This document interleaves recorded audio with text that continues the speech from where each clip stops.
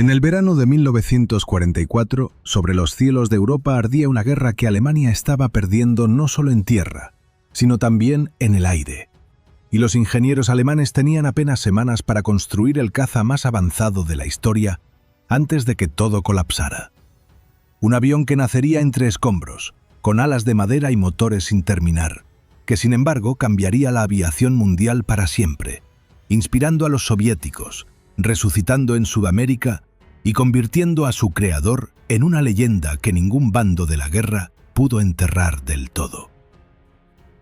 Para el verano de 1944, la Luftwaffe ya no era la fuerza invencible que había aterrorizado Europa en los primeros años de la guerra. Los bombardeos aliados sobre las ciudades y fábricas alemanas eran ahora casi diarios, y la respuesta alemana se desmoronaba con cada semana que pasaba. Los cazas alemanes convencionales, los Messerschmitt Bf 109 y los Focke-Wulf 190, seguían siendo máquinas formidables, pero frente a la avalancha numérica de los aliados, simplemente no eran suficientes. La producción industrial del Reich se ahogaba bajo las bombas, los pilotos experimentados caían sin poder ser reemplazados, y el combustible escaseaba hasta el punto de que muchos aviones perfectamente funcionales quedaban inmovilizados en los aeródromos por falta de queroseno. Mientras tanto, las formaciones de bombarderos aliados, los Boeing B-17 y los Consolidated B-24, cruzaban el espacio aéreo alemán prácticamente a sus anchas, destruyendo refinerías, plantas de armamento y nudos ferroviarios con una precisión devastadora que el Reich era incapaz de detener con sus medios actuales. Pero había un rayo de esperanza tecnológica que el mando alemán aún sostenía con ambas manos: el motor a reacción. Alemania llevaba años por delante del mundo en el desarrollo de la propulsión a chorro, y en la primavera de 1944 esa ventaja se materializó en el Messerschmitt ME 262, el primer caza a reacción operativo de la historia. Era un avión extraordinario. Alcanzaba 850 km por hora en condiciones óptimas, superando en velocidad a cualquier máquina aliada en servicio. Cuando los pilotos aliados lo vieron por primera vez, muchos pensaron que estaban viendo el futuro, y no estaban equivocados. El problema era que Alemania no podía producirlo en cantidades suficientes. Las fábricas estaban bajo ataque constante, el aluminio y el acero escaseaban, y cada ME 262 que llegaba al frente era prácticamente irreemplazable. Para sostener una superioridad aérea real sobre Europa, Alemania necesitaría miles de cazas a reacción. Tenía docenas. La situación se complicó aún más cuando la inteligencia alemana confirmó una noticia que heló la sangre en el cuartel general de la Luftwaffe. Los británicos estaban a punto de desplegar su propio caza a reacción, el Gloster Meteor. Hasta ese momento, Alemania había disfrutado de un monopolio tecnológico en la aviación de reacción, y ese monopolio era su última carta.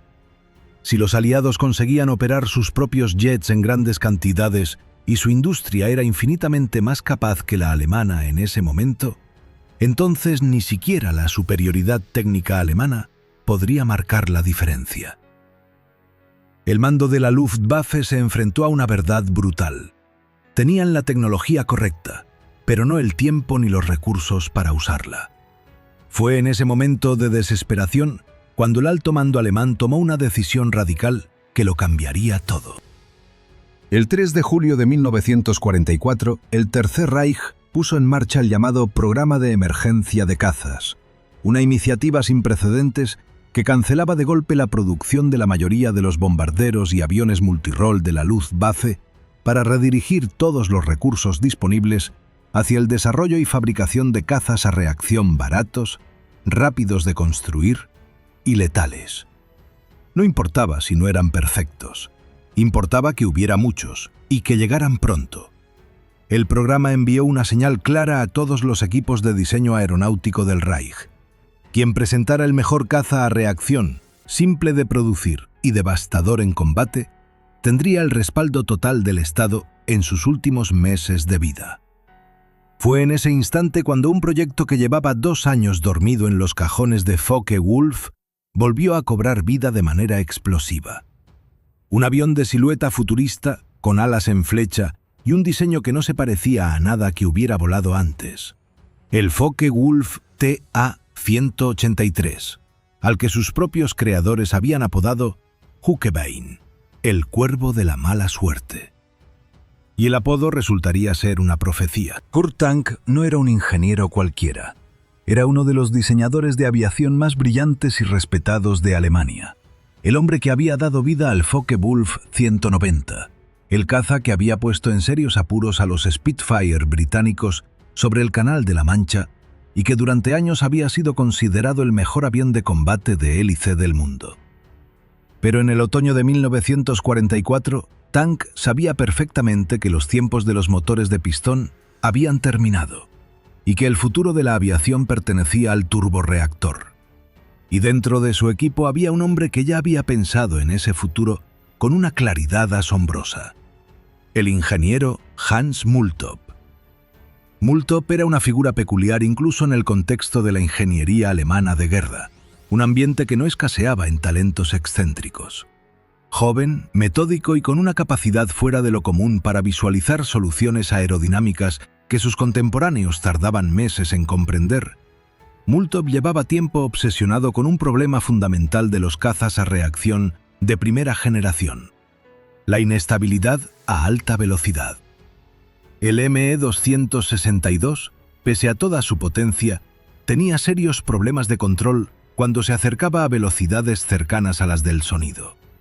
Los alerones respondían de forma impredecible, y en manos de un piloto inexperto podía convertirse en una trampa mortal. Multop estaba convencido de que la solución no pasaba por mejorar los sistemas de control existentes, sino por rediseñar completamente la geometría del avión. Su propuesta era radical para la época. En lugar de las alas rectas que usaban todos los cazas a reacción del momento, Multop propuso unas alas en flecha pronunciada de 40 grados, una configuración que reducía drásticamente la resistencia aerodinámica a altas velocidades y retrasaba la aparición de los efectos de compresibilidad que hacían tan peligroso el vuelo transónico.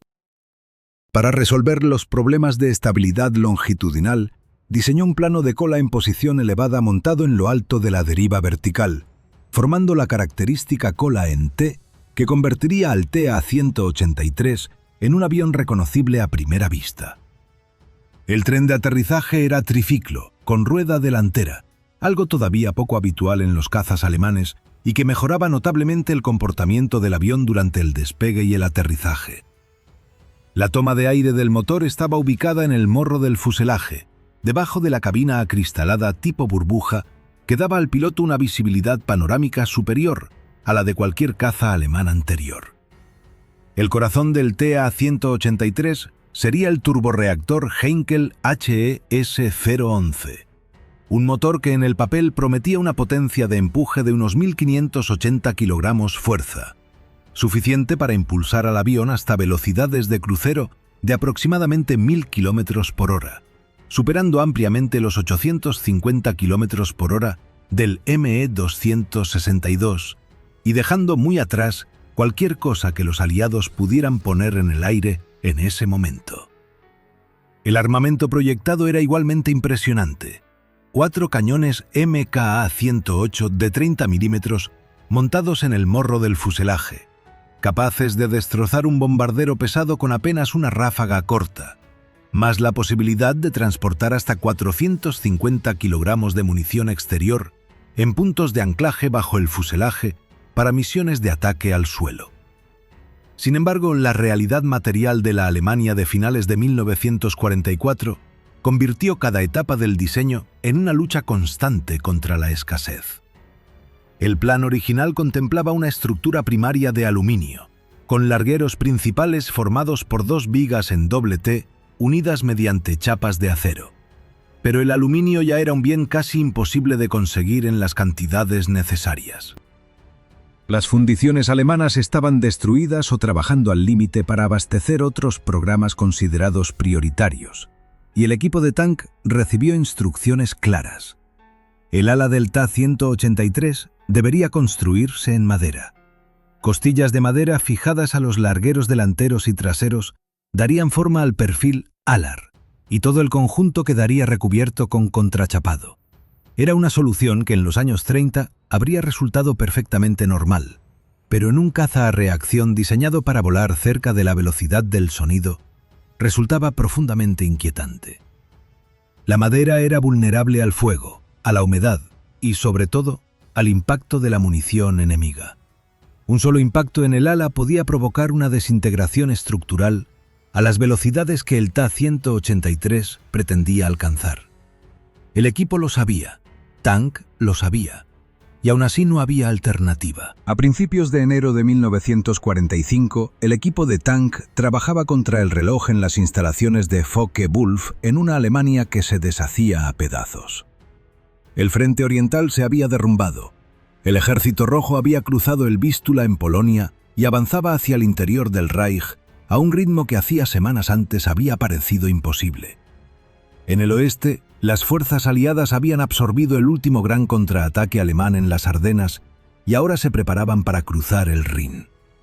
Berlín recibía bombardeos masivos casi cada noche, y en medio de ese caos, Multop y sus ingenieros seguían inclinados sobre sus mesas de dibujo, intentando resolver un problema que amenazaba con inutilizar todo su trabajo.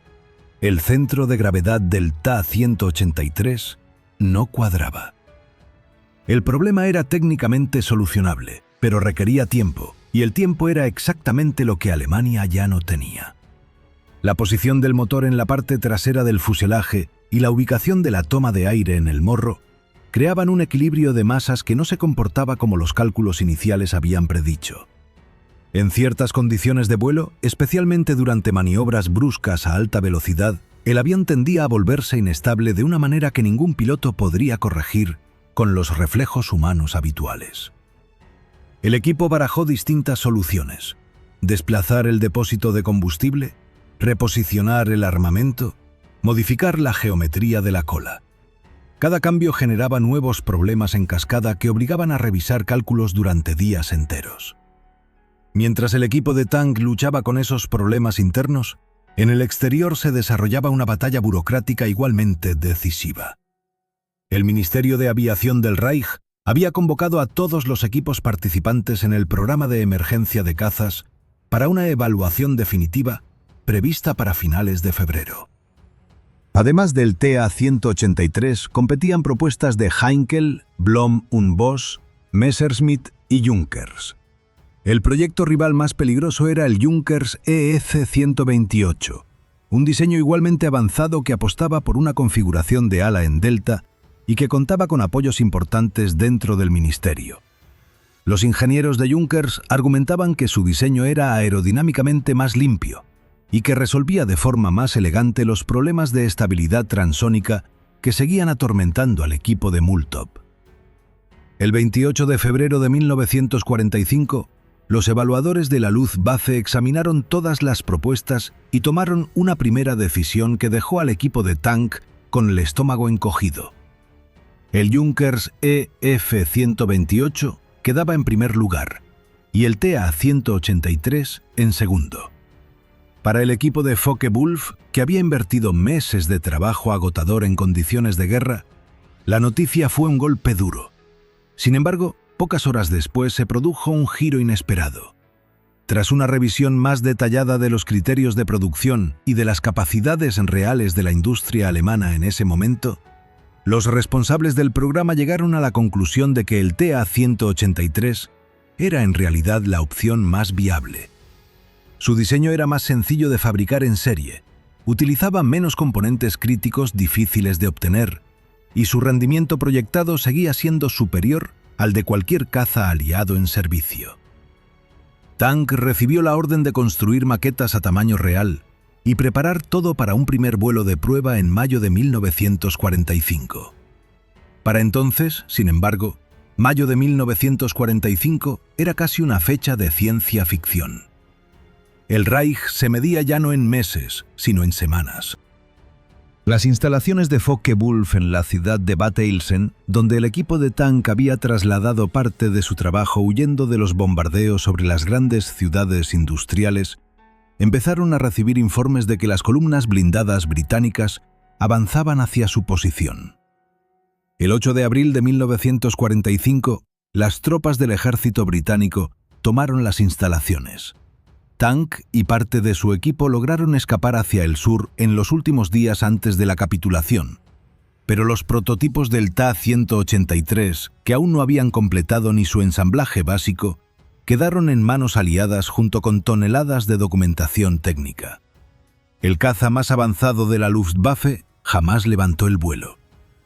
Toda aquella ingeniería extraordinaria, todos aquellos meses de trabajo en condiciones desesperadas, todos aquellos cálculos de Multhop sobre alas en flecha y colas en T, quedaron reducidos a planos capturados y maquetas inacabadas en un hangar ocupado por soldados que ni siquiera sabían muy bien qué tenían delante. Kurt Tank no esperó a que los aliados lo detuvieran. En los días caóticos que precedieron a la capitulación alemana del 8 de mayo de 1945, Tank logró ponerse a salvo junto con un grupo reducido de sus ingenieros más cercanos. Durante meses vivió en la incertidumbre propia de un país devastado y ocupado, consciente de que su nombre figuraba en las listas de técnicos que los servicios de inteligencia aliados querían interrogar. Los británicos y los estadounidenses ya habían iniciado la operación Paperclip, el programa secreto mediante el cual reclutaban a los mejores científicos e ingenieros alemanes para incorporarlos a sus propios programas de armamento. Pero Tank no estaba dispuesto a trabajar bajo supervisión aliada, con sus proyectos controlados y sus ideas al servicio de quienes habían destruido su país. La oportunidad llegó desde un lugar inesperado. El gobierno de Juan Domingo Perón, en Argentina, llevaba varios años construyendo un programa aeronáutico nacional con ambiciones desproporcionadas para las capacidades reales del país, y para lograrlo había decidido contratar directamente a los mejores ingenieros aeronáuticos europeos disponibles. Argentina era en ese momento uno de los países más ricos de América del Sur, con una economía fortalecida por las exportaciones de carne y cereales durante la guerra, y Perón tenía dinero y voluntad política para convertir a su país en una potencia industrial. A través de intermediarios en España y de la red de contactos que el gobierno argentino había tejido en la Europa de posguerra, Tank recibió una oferta concreta: instalaciones, financiación, libertad técnica y un equipo de ingenieros a su disposición. En 1947, Tank llegó a Argentina junto con un grupo de colaboradores alemanes y se incorporó al Instituto Aerotécnico de Córdoba, la institución que el gobierno peronista había convertido en el corazón de sus ambiciones industriales.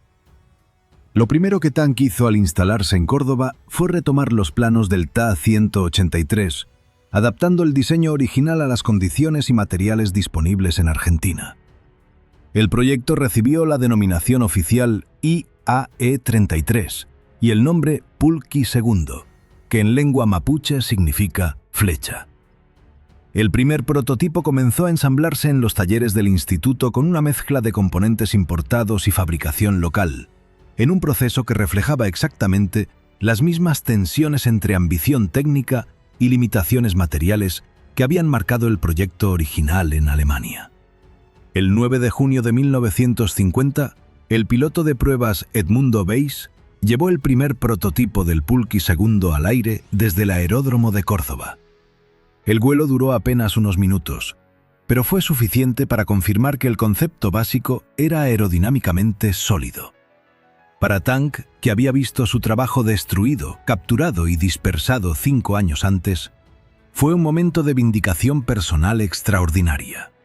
Sin embargo, los vuelos siguientes revelaron con crudeza los problemas que el equipo nunca había conseguido resolver del todo. El comportamiento del avión a alta velocidad era impredecible, con tendencias a la inestabilidad lateral que los pilotos de prueba describían como desconcertantes. El motor disponible, un Rolls-Royce Nene británico de importación, era menos potente que el Heinkel HES 011, para el que el diseño había sido optimizado originalmente, lo que reducía las prestaciones reales del avión por debajo de lo que los planos prometían.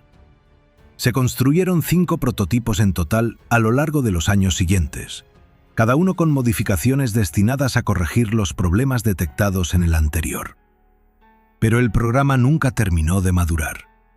En septiembre de 1955, un golpe de Estado militar derrocó a Perón en el evento conocido como la Revolución Libertadora. Durante los días de mayor tensión, algunos prototipos del Pulqui II fueron movilizados desde Córdoba, aunque su participación real en los enfrentamientos fue completamente marginal. Era una imagen casi simbólica, el heredero del caza más avanzado de la Luftwaffe, reducido a figurar en los márgenes de una guerra civil sudamericana, sin haber tenido ningún impacto real. Con Perón en el exilio y el nuevo gobierno sin ningún interés en continuar financiando un programa de alto coste y rendimientos decepcionantes, el Pulqui II fue cancelado definitivamente. Argentina optó por comprar cazas North American F-86 Sabre, aviones probados en combate real durante la Guerra de Corea, a una fracción del coste que habría supuesto llevar el diseño de tank a la producción en serie. Mientras el Pulqui II acumulaba problemas en los hangares de Córdoba, al otro lado del mundo se desarrollaba una historia paralela que durante décadas generaría una de las controversias más apasionantes de la historia de la aviación militar. En los primeros días de mayo de 1945, cuando las tropas soviéticas tomaron Berlín y barrieron los últimos reductos de resistencia alemana, los equipos de inteligencia técnica del Ejército Rojo recorrieron sistemáticamente cada fábrica, cada laboratorio y cada centro de investigación aeronáutica que encontraron a su paso. Su objetivo era claro: capturar todo el conocimiento tecnológico alemán antes de que los aliados occidentales pudieran hacerlo. Entre los materiales incautados había documentación relacionada con varios proyectos de cazas a reacción experimentales, y existe evidencia histórica de que parte de los planos y estudios aerodinámicos del Ta-183 cayeron en manos soviéticas durante esas semanas de caos y ocupación. Lo que los ingenieros soviéticos hicieron con esa información es el núcleo del debate. En 1947, la Unión Soviética presentó al mundo el Mikoyan Gurevich MiG-15, un caza que dejó atónitos a los observadores occidentales por su rendimiento durante la Guerra de Corea, donde superó claramente a la mayoría de los cazas estadounidenses en servicio hasta la llegada del F-86 Sabre. Y la silueta del MiG-15 resultaba llamativamente familiar para cualquiera que hubiera visto los planos del Ta-183. Alas en flecha pronunciada, cola en T con el plano horizontal elevado, toma de aire en el morro y cabina de burbuja con excelente visibilidad. El parecido era tan evidente que numerosos historiadores señalaron de inmediato la posible conexión entre ambos diseños. Para muchos analistas resultaba profundamente irónico que el diseño más avanzado del Reich hubiera terminado fortaleciendo precisamente al enemigo que lo había derrotado. Sin embargo, la realidad técnica es más compleja que una simple acusación de copia. Los ingenieros Artem Mikoyan y Mikhail Gurevich contaban con sus propios programas de investigación en aerodinámica de alas en flecha anteriores al final de la guerra, y el motor que impulsaba al MiG-15 era un turborreactor Klimov VK-1, derivado del Rolls-Royce Nene británico que la Unión Soviética había adquirido legalmente del Reino Unido en 1946, en una de las decisiones de exportación más criticadas de la historia aeronáutica británica. Las dimensiones de ambos aviones son distintas, sus estructuras internas difieren en aspectos fundamentales, y los expertos coinciden en que no se puede hablar de una copia directa. Lo que sí resulta razonable afirmar es que los planos alemanes capturados aportaron a los ingenieros soviéticos una confirmación valiosa de que ciertas soluciones aerodinámicas eran el camino correcto, acortando el proceso de validación de sus propias ideas y acelerando un desarrollo que de otro modo habría llevado años adicionales de prueba y error. Mientras este debate se extendía en los círculos académicos occidentales durante la Guerra Fría, Tank continuaba su vida de ingeniero itinerante.